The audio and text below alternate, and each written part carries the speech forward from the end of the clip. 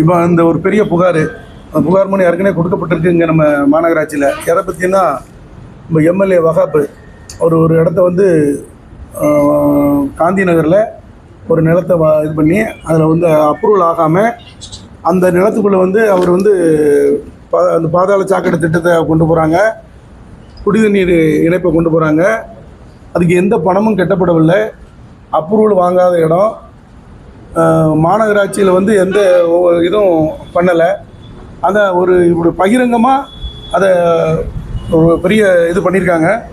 அது நிறைய கோடிக்கணக்கான ரூபா அதுக்கு மறுபடி கட்டணும். அந்த ரேரான்னு சொல்கிறது வந்து ரியல் எஸ்டேட் ஒழுங்குமுறை ஆணையம் சொல்லியிருக்காங்க, அதுக்கும் அனுமதி பெறலை. இந்த இதுவும் அனுமதி பெறலை. எந்த அனுமதியும் பெறாமல் இவங்க அதை தன்னிச்சையாக ரோடு போட எல்லா ஸ்கீமையும் உள்ளே கொண்டு போக, பாதாள சாக்கடை கொண்டு போக, அடிப்படை வேலையெல்லாம் பார்த்து வச்சுருக்காங்க. இந்த இதைத்தான் வந்து நம்ம வந்து ஏற்கனவே ஒரு ஆளுக்கு கம்ப்ளைண்ட் கொடுத்து வச்சுருக்காங்க. அதில் எந்த நடவடிக்கை இல்லைங்கிறதுனால அதை வச்சுக்கிட்டு நாம் இதை சொல்லுவோம்.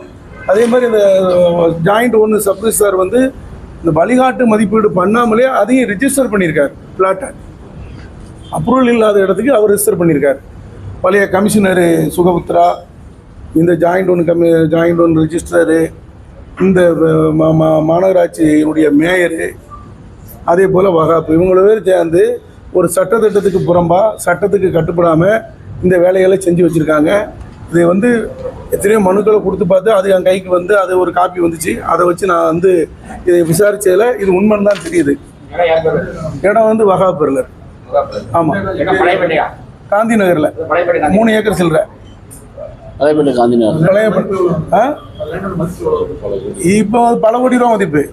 ஆமாம், பல கோடி ரூபா மதிப்பு. இவ்வளவு சட்டத்திட்டங்கள் இல்லை, மீறி செய்கிறாங்க. எங்காலும் நியாயமாக போய் நம்முடைய எம்ஜிஆர் மன்ற மாவட்ட செயலாளர் பால்கண்ணை வந்து ஒரு இடத்துக்கு அப்ரூவல் முறையாக போய் அதை அப்ரூவலுக்கு போகும்போது ஏக்கருக்கு 25 லட்சம் கொடுங்கங்காரு மேயரு. ஸோ நான் ஒரு ஆளுங்கட்சியில் இருக்கேன், எதிர்கட்சியில் நான் வந்து மாவட்ட எம்ஜிஆர் மன்ற செயலாளர் இருக்கேன், இந்த மன்றத்துடைய மாமன்ற உறுப்பினராக இருந்திருக்கேன். இப்படி அந்த இடத்துடைய மதிப்பே அவ்வளோ கிடையாது அப்படின்னு சொல்லிட்டு வந்தாலும் அதுக்கப்புறம் ஆள் வச்சு பேரம்பேது உங்கள் இதே வேண்டாம், நாங்கள் சட்டப்படி போகிறோம்னு முடிச்சுக்கிட்டார். அங்கே இஞ்சி பூரா ஊழல் தான் நடக்கும் இந்த மாநகராட்சியில். அன்னைக்கு நடந்த மாநகராட்சி கூட்டத்தில் நீங்கள் ஊழல்வாதி அதிமுகன்னு சொல்லி சொன்னாங்க. நீங்கள் பண்ணு அவ்வளோ அயோக்கியத்தனமாக தான் இருக்குது, அம்போக்கியத்தனமாக தான் இருக்குது. அவ்வளோ ஊழல் நீங்கள் தான் பண்ணிக்கிட்டு இருக்கீங்க. அது அன்றைக்கே பேட்டி கொடுத்தாச்சு. இதை பொறுத்த மட்டுக்கு அனுமதி இல்லாத நிலம் பல கோடி ரூபா வந்து பாதாள சாக்கடை எப்படி வந்துச்சு, தண்ணி எப்படி வந்துச்சு, இதெல்லாம் வந்து பணம் கட்டாமல் எப்படி வருது உள்ள? யார் இதுக்கு அப்ரூவல் கொடுத்தா? யாருமே கொடுக்கல. இவங்க தாராளமாக இவங்களுடைய அதிகார துஷ்பிரயோகம், ஆளுங்கட்சிங்கிற மமதையில் உழவும் பண்ணுதாங்க. பூனை கண்ணை மூடிக்கிட்டா உலகமே இருட்டுன்னு நினைக்குமா, அதுமாதிரி இவங்க கண்ணை மூடிட்டு இவ்வளோ வேலையும் பண்ணிகிட்டு இருக்காங்க. இதுக்கெல்லாம் சரியான பாடம் கற்பிக்கணும். இவங்க எதுவுமே மனு கொடுத்தாலும் மனு தூக்கி பின்னால் போட்டுருந்தாங்க. அப்படி மனு கொடுத்த காப்பி தான் மட்டும் வந்துச்சு. விசாரிச்சால இது வந்து உண்மையிலே இது நடந்த இது சட்டத்துக்கு புறம்பா வந்து எப்படி இவங்க அப்ரூவல் வாங்கினாங்க? அப்ரூவல் வந்து இல்லை, நம்மளுடைய வரிப்பணம், மக்களுடைய வரிப்பணம், அவ்வளோ பணம் கட்ட வேண்டிய பணத்தை கெட்டாம விட்டுருக்காங்கல்ல, அது அரசுக்கு இழப்பு தானே. இவங்க எப்படி அப்ரூவல் வாங்கினாங்க? அப்ரூவல் வாங்கவே இல்லாத இடத்துக்கு எப்படி இதெல்லாம் பண்ணாங்க? மாநகராட்சி கூட்டத்தில் இது முறையா வைக்கப்பட்டு அந்த அனுமதி எதுவும் அங்க கொடுக்கப்படலைங்கிறது எங்களுடைய கொடுக்கப்படவில்லை. கோர்ட்டுக்கு போவோம். நீங்க நாளைக்கு தெரியும்.